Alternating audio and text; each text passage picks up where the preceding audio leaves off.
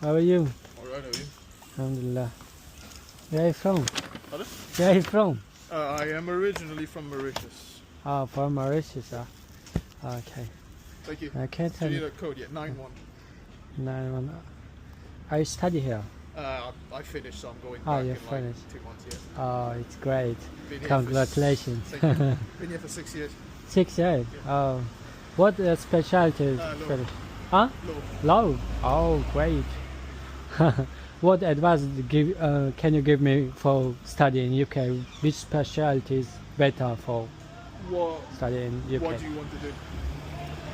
Maybe international management.